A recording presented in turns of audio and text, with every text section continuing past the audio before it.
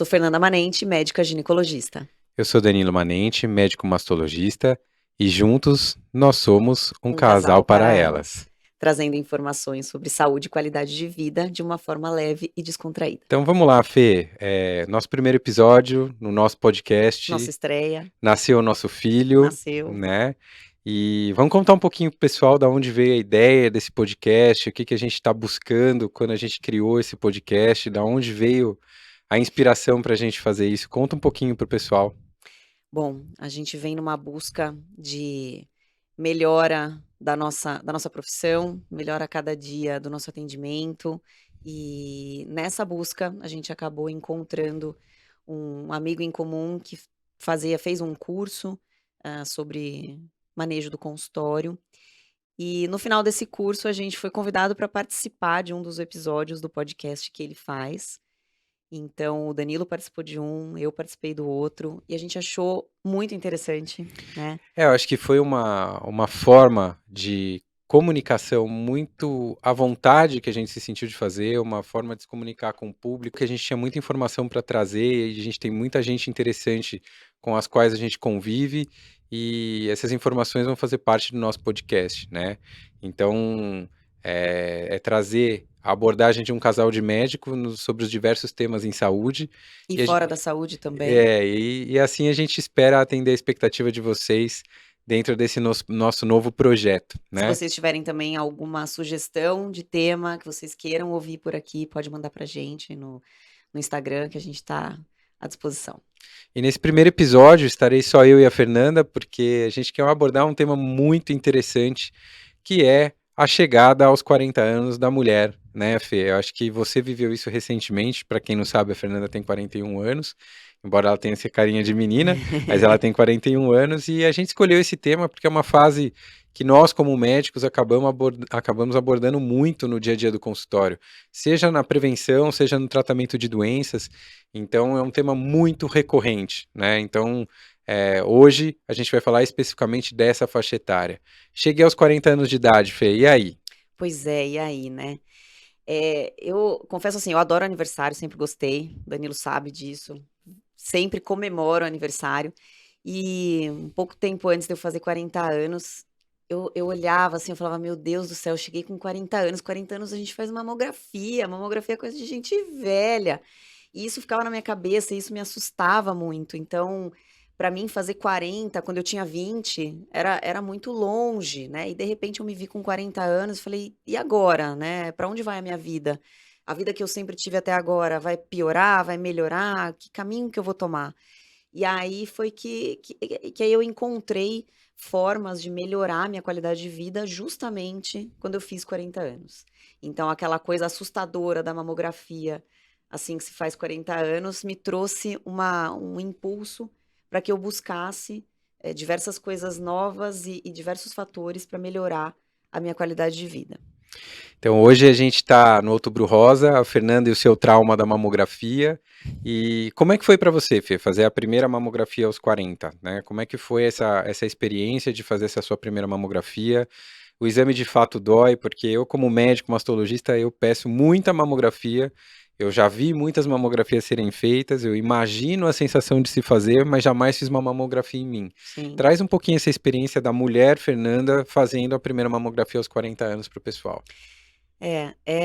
Bom, sempre me assustou, eu sempre tive esse medo e por relatos das minhas pacientes também, sempre pedi mamografia para as minhas pacientes, mas de fato acho que a gente só tem a real sensação do que é, qualquer coisa depois que a gente passa por aquela coisa. Então, para mim fazer a mamografia, eu tinha 2 questões no dia que eu fui fazer minha mamografia. O medo do que eu encontrasse na mamografia, mesmo porque eu tenho um mastologista dentro da minha casa, né? Então, para mim, encontrar alguma coisa na mamografia era uma coisa que me assustava. E graças a Deus não encontrei nada, mas tinha esse lado. E eu também tinha o lado da análise daquilo para como eu ia passar essa experiência para as minhas pacientes. Como que eu ia dizer para elas como era a mamografia. Porque até então eu tinha a mesma sensação que você.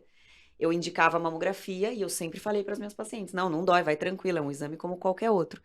E aí eu me vi naquela situação de e agora é minha vez, qual é a sensação que eu vou ter? E para mim foi muito tranquilo. E aqui eu quero até tranquilizar ainda mais quem está ouvindo e vendo, porque é um exame realmente muito tranquilo. Eu acho que, obviamente, tem locais e locais de se fazer mamografia, não é em qualquer lugar que você vai encontrar uma máquina boa e que te dê um conforto, mas aquele monstro que se faz da mamografia, eu realmente não passei e é a informação que eu faço, dou para as minhas pacientes no consultório, é a que eu vivenciei desde a primeira vez e foi muito tranquilo. Isso é uma coisa muito interessante que a Fernanda falou, de existem aparelhos e aparelhos, né? A primeira mamografia no Brasil, ela data da década de 70. E pasmem, a gente ainda tem muitos desses aparelhos da década de 70 funcionantes até hoje. Esses aparelhos são aparelhos analógicos. E, gente, tem que acabar o mito da mamografia. Ele é um exame muito simples, ele é nada mais do que um raio-x da mama. E para que esse raio-x tenha uma qualidade satisfatória, existe uma necessidade, sim, de se fazer algum grau de compressão da mama. Então, ele aperta a mama. Quanto mais antigo esse aparelho, maior a necessidade de compressão. Então, esse mito, entre aspas, de que a mamografia dói, ele é algo que realmente aconteceu muito no passado. Com a digitalização dos equipamentos, sem dúvida nenhuma, a necessidade de compressão foi se tornando cada vez menor, o exame foi se tornando mais rápido e certamente menos dolorido, que é a experiência que a Fernanda já trouxe para vocês, né? Aliás, posso só fazer um gancho aí? Claro. Eu uso prótese de mama e essa é uma pergunta que vem de todas as pacientes que usam prótese, o medo de se romper a prótese na compressão da mamografia, né? Fala um pouquinho sobre isso. Então, paciente que tem prótese pode fazer mamografia? A resposta é, ela não só pode, como ela deve, né? A mamografia é um exame indicado para pacientes com implantes.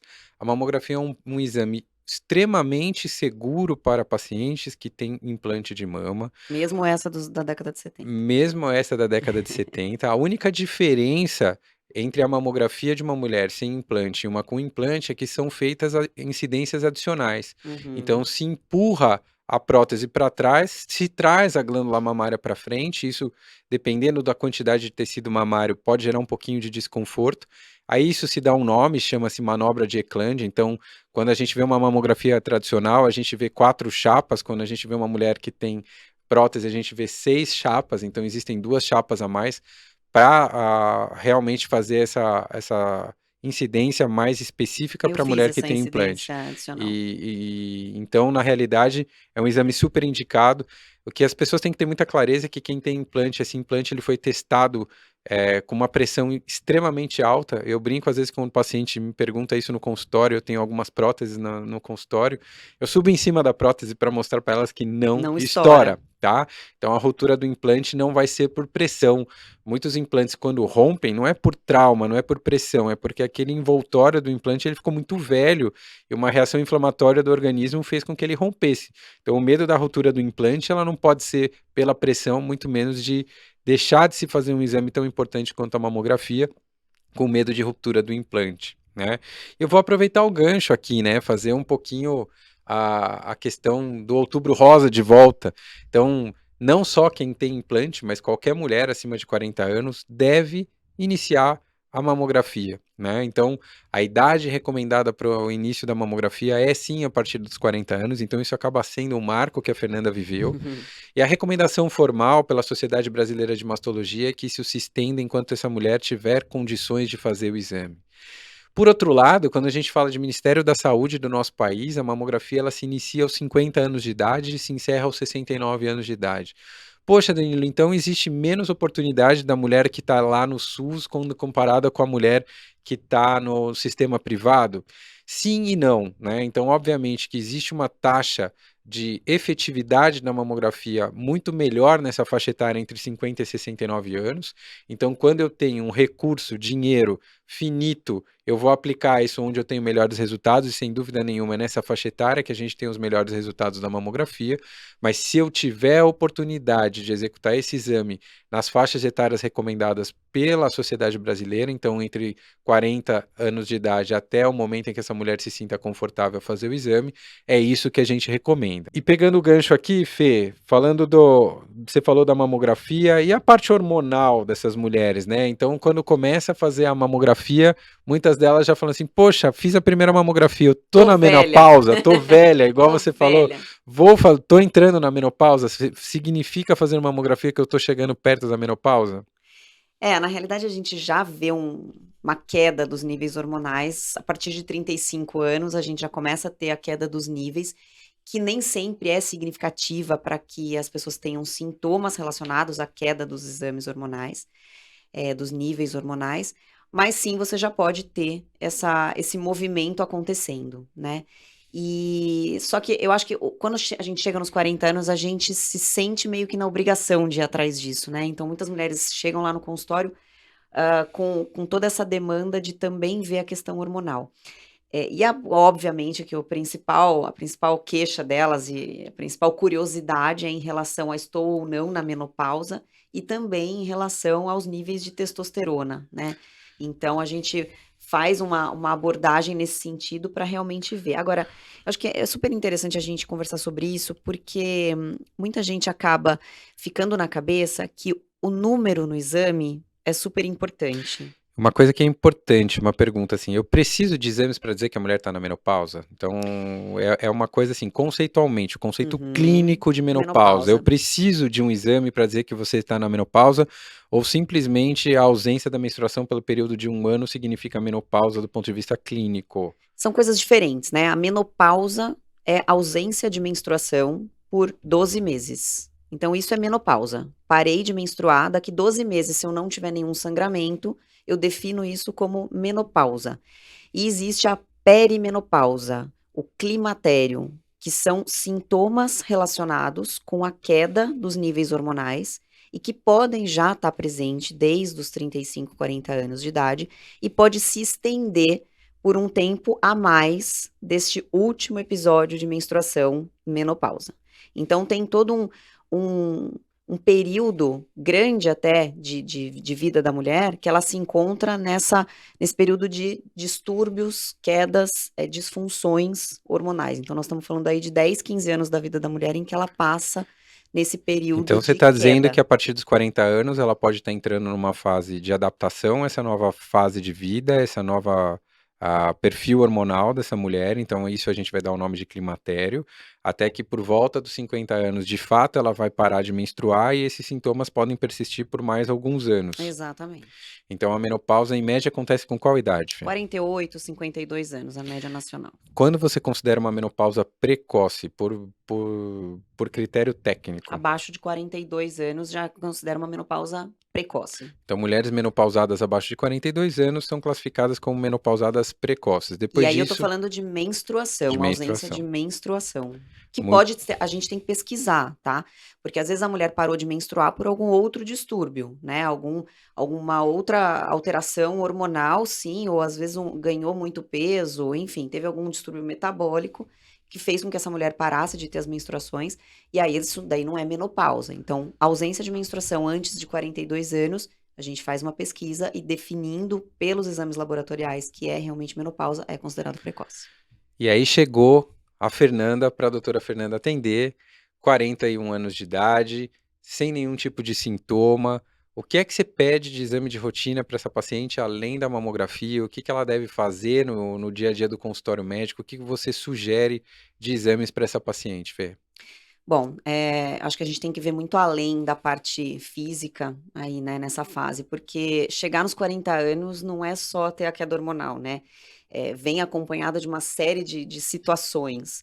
Antigamente, 40 anos a mulher já tinha tido todos os filhos já estavam criados, já estavam na faculdade, ela estava naquela fase da síndrome do ninho vazio, em que as crianças iam embora e estava ela lá só com o marido.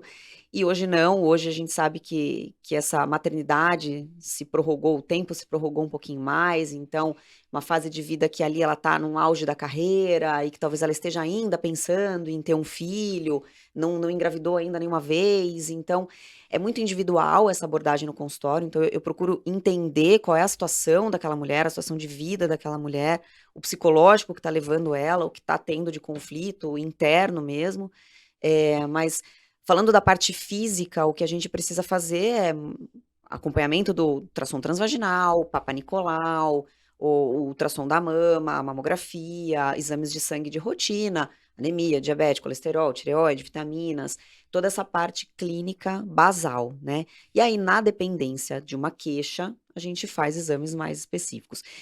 Eu gosto, particularmente no meu consultório, de ter uma análise basal da parte hormonal. Não para dizer se aquele número que está ali no exame está alto ou está baixo, mas para eu saber como é o basal para aquela mulher estar se sentindo bem. Então, vamos supor, vamos jogar o exemplo da testosterona. Essa mulher não tem sintoma nenhum. Aí eu pego o exame dela, a testosterona dela tá 20. Para mim e para ela, aquele 20 tá Pode ter ótimo. resultados diferentes, pode ter Exato. clínicas Então, diferentes. vamos supor que daqui 5 anos ela se queixa, olha, tô com uma baixa de libido. Será que é hormonal? Bom, eu tenho um exame de 5 anos atrás dela que era 20. Vamos ver como é que tá hoje. Tá 5. Bom, teve uma queda hormonal. Sim, Pode ter tendo impacto. Agora, vamos supor, não. A testosterona dela continua 20. Bom, o fator libido não hormonal. tá ligado ao hormônio. Então, eu gosto de ter uma base hormonal da paciente como arquivo para mim. E aí, no momento que ela tiver uma queixa, eu tenho com o que comparar para aquela mulher o que tá ruim ou o que tá bom. Sem dúvida nenhuma, eu acho que na minha prática clínica eu faço algo muito parecido, né? Eu faço uma comparação entre a foto e o filme, né? Então, em épocas de rede social, a gente consegue ver uma foto que a pessoa tá bonita, mas dificilmente ela vai enganar você num filme, né? Então, ver a história desse paciente acontecer, ver a evolução dos seus exames, ver como isso se comporta ao longo do tempo, traz muitos dados para a gente. Então, a consulta de rotina não é só para ver se está tudo bem, é também para ver se está tudo bem, mas para você ir escrevendo a sua história junto ao médico, né? Então eu acho que isso é um conceito que a gente tem que trazer para os nossos pacientes. A consulta de rotina, ela serve como um basal, como um parâmetro, e a gente vai vendo a história daquele paciente ser contada ano após ano, e no momento de diferença de um exame para outro, a gente começa a perceber que é momento de eventualmente fazer alguma intervenção, seja no exame da mama que se alterou de um exame que eu não tinha nada o ano passado, e esse ano eu passo a ter alguma coisa diferente naquele exame, mesmo que tenha características benignas, aquilo é um achado novo, ou seja, naquele hormônio que ele estava com valor alto e hoje ele está um valor baixo, independente dessa paciente ter uma clínica exuberante ou não, houve uma diferenciação, né?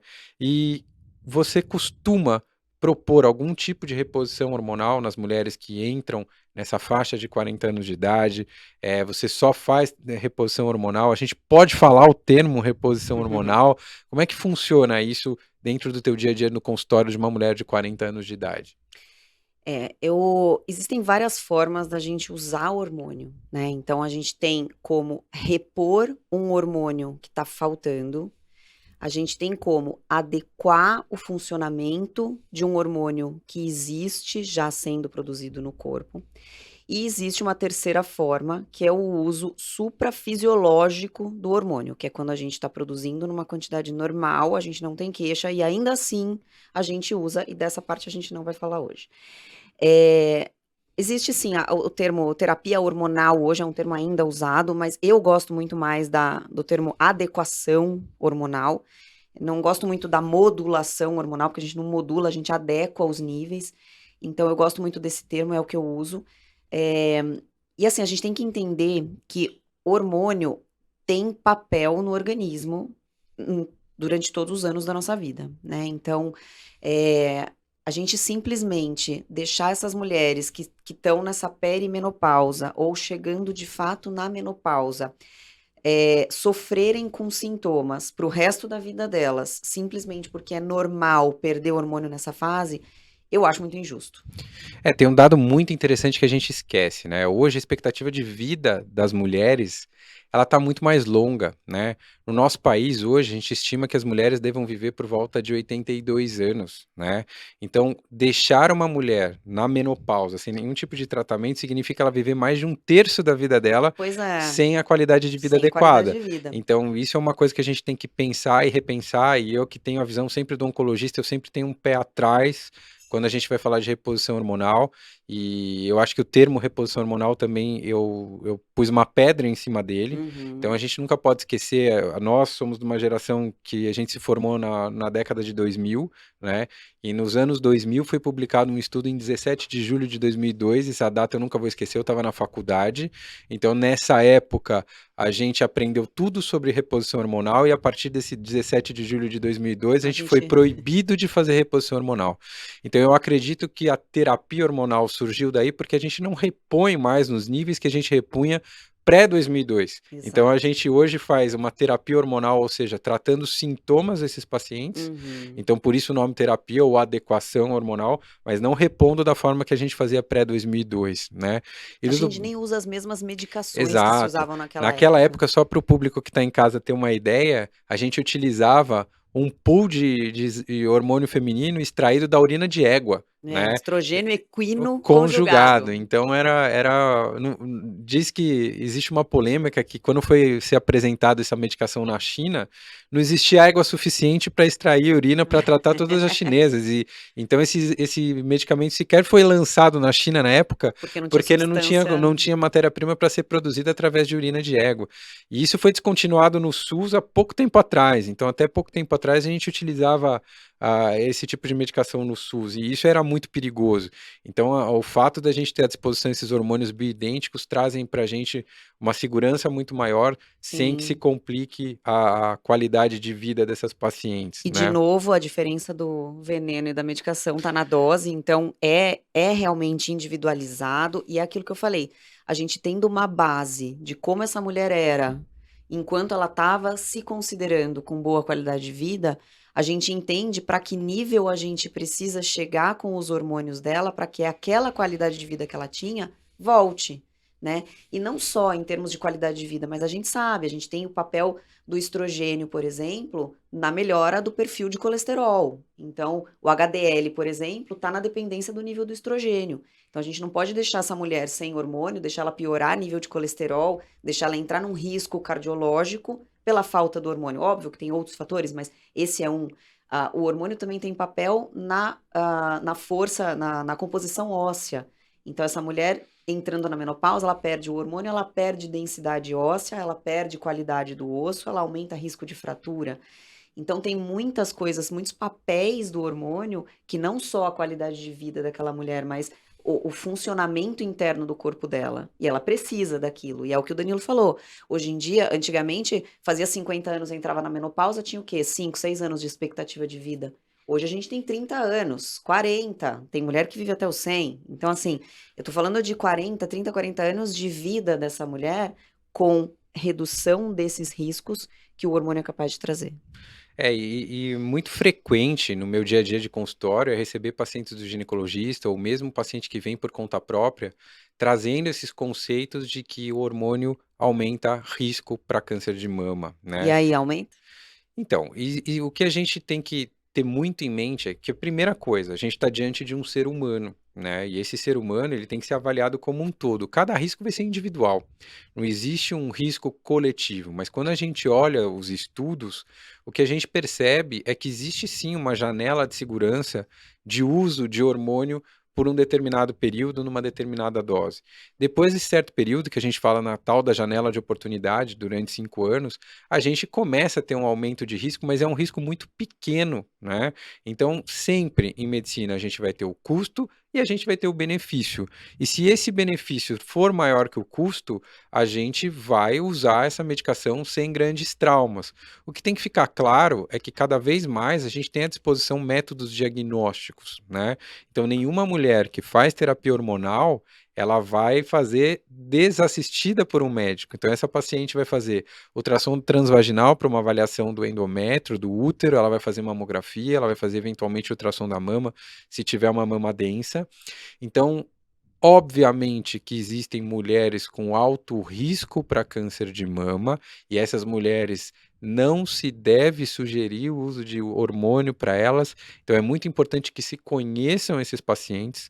Basicamente, a gente vai ter dois grupos de pacientes com alto risco, aquelas pacientes que já tiveram alguma lesão na mama, que não foram cânceres, mas que são chamadas de lesões precursoras, então são lesões que têm sim potencial oncológico e por uma questão de tempo foram diagnosticadas antes de isso virar um Agora, câncer, isso não é qualquer lesão, então não é para você que tem um nódulo na mama ou um cisto na mama, que o seu médico já te disse que que é é benigno. benigno, Então, ficar preocupado, então não é esse o caso. exatamente, benigno é diferente de lesão precursora. Existem aquelas mulheres que têm o risco hereditário. Então, a questão da hereditariedade, ao contrário do que se pensa, 90 a 95% dos cânceres de mama não são hereditários, eles são chamados de cânceres esporádicos.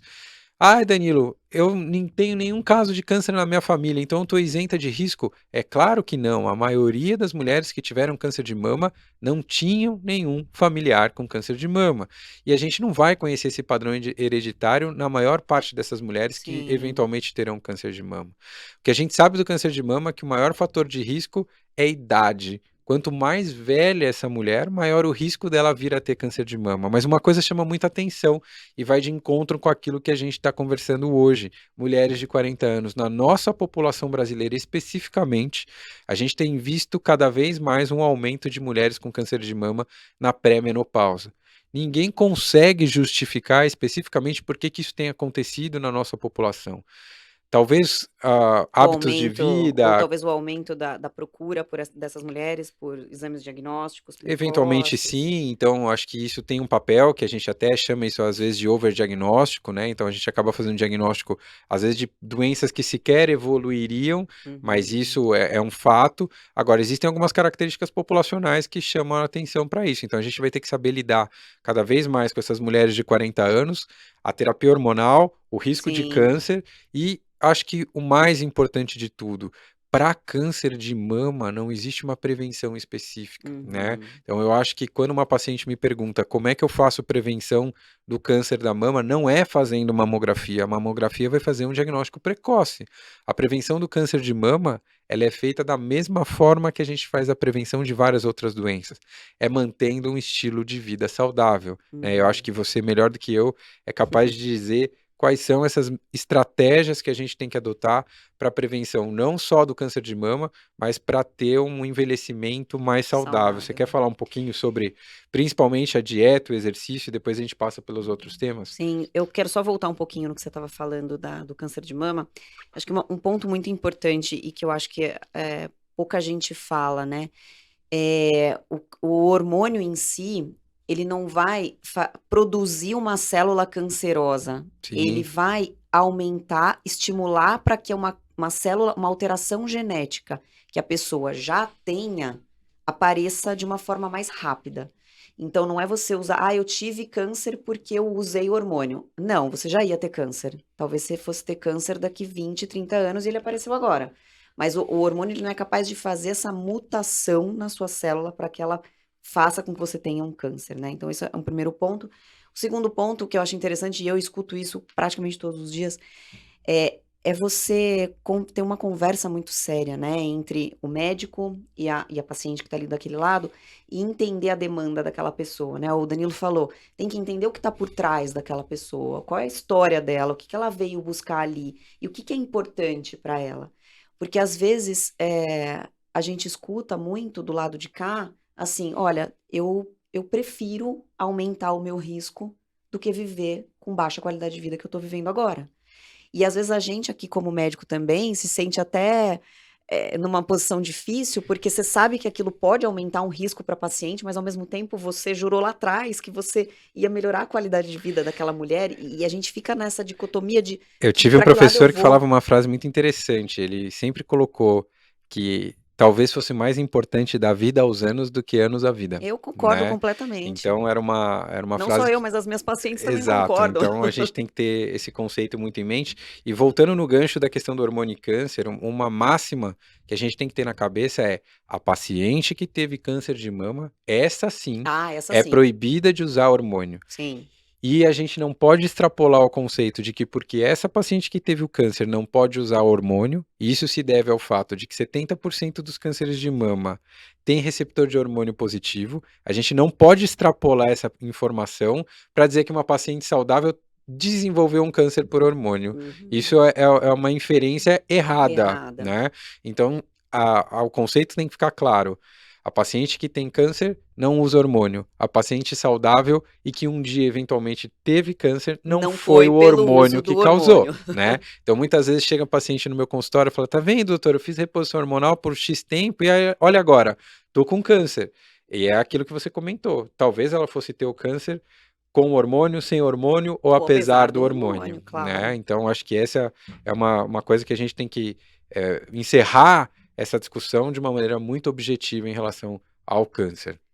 Vamos voltar na parte do estilo de vida, né? Como o Danilo falou, não é a prevenção, não existe uma prevenção específica para o câncer de mama, mas sim existe uma prevenção para todas as outras doenças e para melhorar a longevidade e estar cada vez melhor, dar mais vida aos anos, né? Então, e isso a gente consegue através do estilo de vida saudável mesmo. E aí eu vou meio que dividir aqui o estilo de vida em 6 pilares básicos, para que a gente fale rapidamente sobre eles, para ter um pouco da divisão assim mais fácil para ser entendido. Então, atividade física, acho que é o primeiro pilar que é o mais importante deles. Uma atividade física, e aí eu tô falando de atividade física constante, não é aquela pessoa que fala, vou começar exercício, se mata de fazer exercício sábado e domingo, e de segunda a sexta fica lá no sedentarismo em cima do sofá. Não, tô falando de atividade física diária, teoricamente são 150 minutos de exercício físico aeróbico por semana, associado a alguma atividade física de força, então isso seria o ideal. Um segundo pilar seria uma alimentação saudável.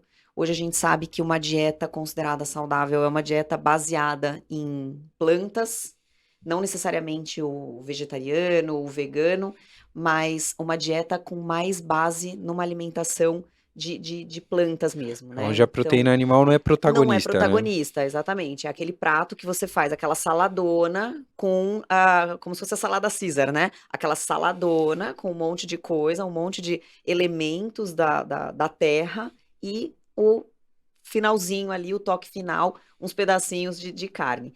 E aí, é até engraçado porque a gente quando pensa, faço muito essa parte de atendimento de atividade física, de atleta, de ganho de massa magra, e aí sempre vem essa pergunta na hora que eu comento sobre a dieta, mas e a questão da proteína, né? Não vai me faltar proteína para produzir massa muscular? Eu sempre indico acompanhamento nutricional das minhas pacientes, porque o cálculo da quantidade do macronutriente que você precisa é individual, e isso um profissional vai saber te indicar melhor, mas existem alternativas nos vegetais que te suplementem essa falta da proteína animal, né? Então, a proteína animal, a carne, o frango, o peixe, a gente sempre deixa mais de lado, tirando mais a carne vermelha até do que os outros tipos de proteína animal, mas existem outras formas de substituição e o nutricionista pode te ajudar nesse sentido. E é muito interessante isso que você colocou, porque quem não sabe, quem não conhece a Fernanda hoje não está em preparação, não está competindo, mas a Fernanda é fisiculturista, já competiu, e eu vivi isso muito de perto, e também às vezes acabo seguindo uma dieta para hipertrofia. A gente se assusta com a pouca quantidade de proteína animal que a gente acaba consumindo numa dieta, né? Então, É, às vezes numa refeição ela acaba entrando 130, 140 gramas nossa, isso numa de fase muito. peixe, de frango, em uma fase de abundância. É, E isso, para quem tem uma ideia, é um filezinho de frango, é um é, bifinho de filé mignon, é um sim, bifinho magro de patinho. Então, é uma quantidade pequena de proteína para quem pratica atividade física em alto nível. Então, sim. imagine para uma pessoa que pratica atividade física Num nível normal, no sem, nível sem sem objetivo de ser atleta, competição. né? Então, é importante a gente frisar isso também. Sim. E aí, entrando no terceiro pilar aí, e eu acho que existe um tripé muito básico, né, da qualidade de vida, e tem 3 fatores que são muito importantes, que é esse tripézinho aí, exercício, dieta e sono. E os outros 3, eles acompanham, que é o relacionamento que você tem com as pessoas, com a natureza, com você mesmo, né? Então, aquela coisa de evitar o relacionamento tóxico, o abuso de substâncias, então álcool, tabaco, ou alguma outra substância lícita ou ilícita, enfim. É, o nível de estresse, então esses outros 3 pilarzinhos aí, eles ficam em conjunto com esse tripé básico, que é dieta, sono e treino. Então, desse tripé básico que a gente não falou ainda, que foi a qualidade do sono, né? É no sono que acontece a maior parte da limpeza do seu organismo. Antigamente, acho que a gente vem de uma geração em que os nossos pais falavam muito isso, né? Ah, você tá dormindo, você tá perdendo tempo. Pra que Sim, você tá dormindo? Um terço sim. da sua vida você vai passar dormindo. Como assim? E a gente vem mesmo de uma geração em que E era que a importante a gente mede o sucesso produtividade. pelo grupo das 5 da manhã, né? O cara que É, acorda às 5 da e manhã e vai dormir às produz. 3. E a gente, muita gente se diz assim, ah, eu sou um cara de sucesso porque eu acordo às 5. Exato. E assim, existe uma queda já comprovadíssimo, né? Existe uma queda de produtividade, uma queda de saúde mesmo. Então, com o passar dos anos, esse número reduzido de horas dormidas faz diferença lá na frente. Você tem uma redução do tempo de vida, da qualidade do tempo que você vive ali, pela redução do número de horas dormidas. Então, existe uma faxina no seu corpo, eliminando radicais livres, na produção dos seus hormônios, tem a regulação do apetite e Sim. da saciedade acontece por produção hormonal que acontece na madrugada, né? E é um problema muito mais comum do que a gente imagina, Muito né? mais. Então, eu assim, basicamente eu lido com pacientes oncológicas, mas aquelas pacientes quando passaram aquela fase aguda do tratamento, que acabam se tornando aquelas pacientes amigas, que a gente vai acompanhando por anos e anos, vira e mexe, elas vêm pedindo uma receita de remédio para dormir. Então, Uhum. isso é uma epidemia hoje no consultório médico, né? Lidar com sono, todo médico tem que saber. Eu não sei você, mas assim, receita de hipnótico, de indutor do sono, como Zolpidem, É o tempo é inteiro, o né? tempo todo a demanda dos pacientes, sendo que o paciente está tomando Zolpidem e está no celular com a luz azul É, ali isso que eu ia chegar nisso. A gente vive hoje uma rotina de vida muito agitada, né? A gente tem estímulo visual, sonoro, de informação 24 horas por dia, se a gente quiser, né? E isso faz com que você tenha uma queda na produção, inclusive, do hormônio indutor do sono, que é a melatonina. Então, tem várias pessoas com distúrbio do sono e circunstancial, por aquilo que elas mesmas estão provocando nelas, né? Então, o uso do celular, por exemplo, ele tem dois aspectos. Além do aspecto da luz azul que você comentou, que é uma luz que inibe a produção da melatonina, tem também a questão de você entrar no celular e você se deparar com reportagens que vão fazer uma excitação no seu cérebro, né? Então, você vai ver ali uma reportagem, sei lá, hoje a gente tá às vésperas da eleição, então vira e mexe, você entra no Instagram, só tem gente falando dos candidatos e a pró favor e de um contra contra. o outro, e aquela briga. Então, e isso faz com que o seu corpo entre num boom de hormônio, inclusive, que você entra num parafuso mesmo. Se você olhar isso 10 horas da noite antes de você dormir, você não vai ter aquela calmaria para que realmente você durma bem. Então, hoje a gente vê gente tomando remédio para dormir e remédio para acordar, né? Sim, isso é muito frequente. E às vezes a pessoa nem precisa daquilo, bastava ela fazer uma higiene daquele sono. Porque eu falo para as minhas pacientes, a qualidade do seu sono começa a partir do momento que você acordou de manhã. Como é que você levou o seu dia para que à noite você consiga deitar no seu travesseiro e ter uma noite tranquila? Agora vamos voltar na pauta principal do nosso episódio, a mulher de 40 anos.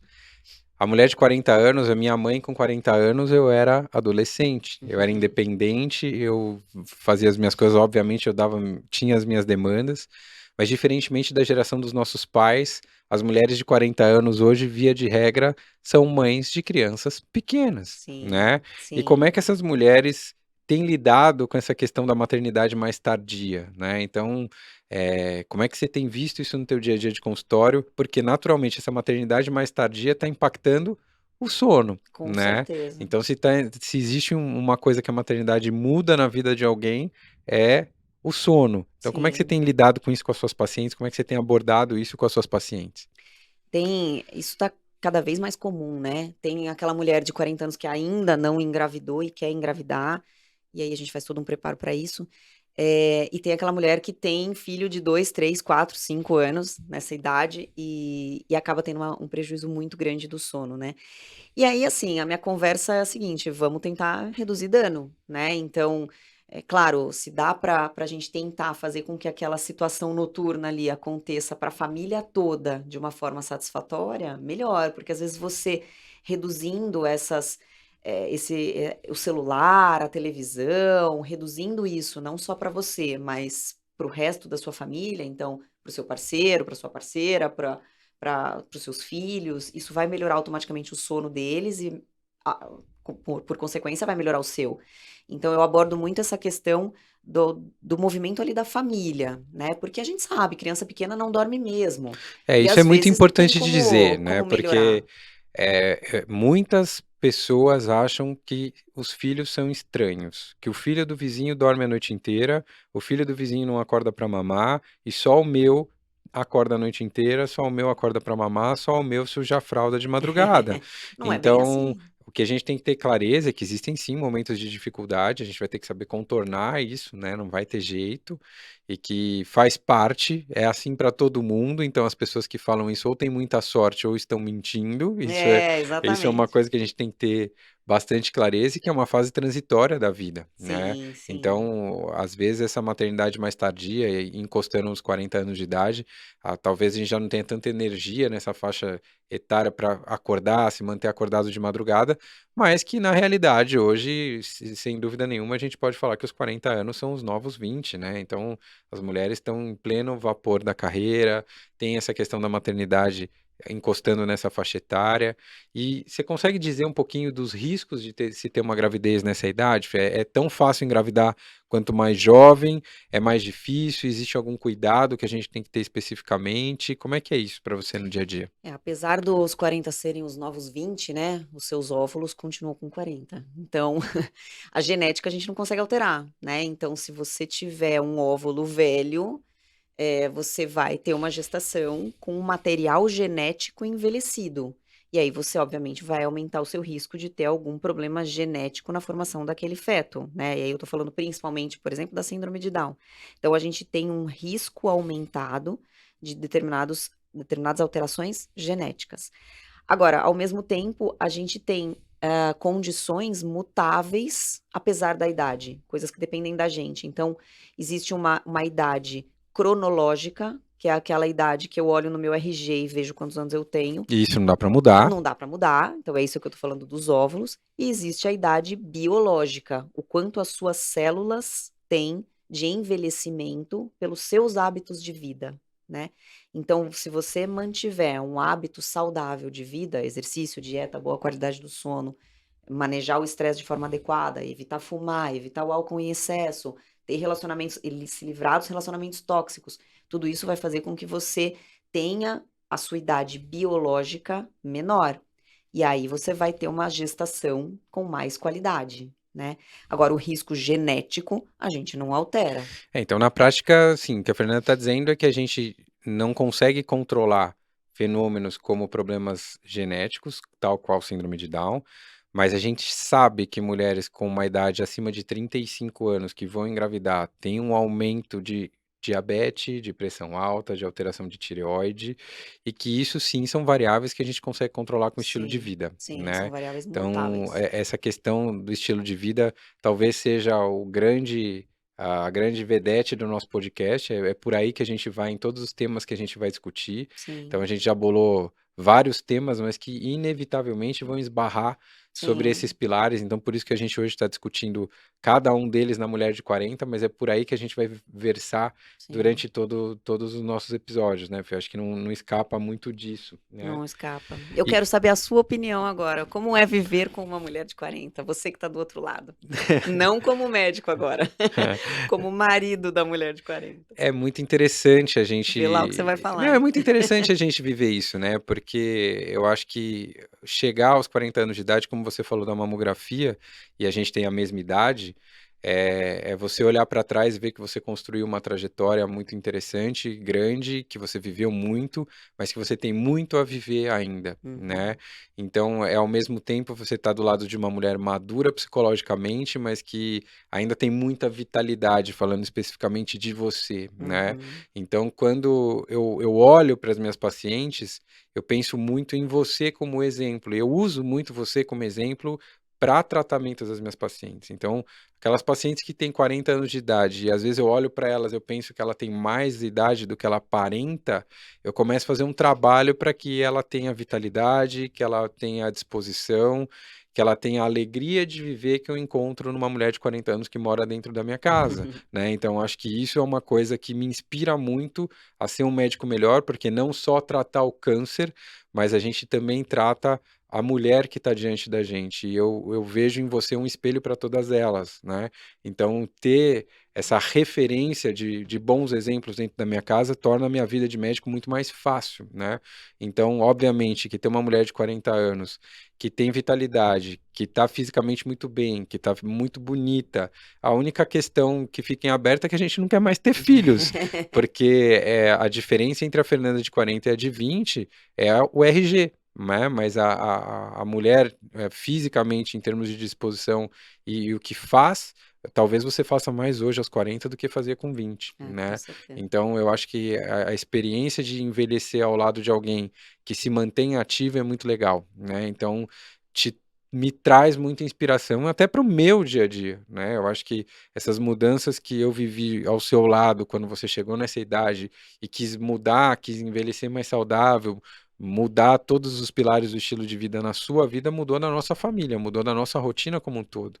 E isso Uhum. foi muito inspirador e transformador. Então, é muito mais fácil do que parece viver com uma mulher de 40 anos dentro da minha casa. Talvez seja muito mais legal do que da época que a gente tinha 25, 26, 30 anos quando a gente casou, né? Vou encarar isso como uma declaração de amor e eu também te Ah! amo.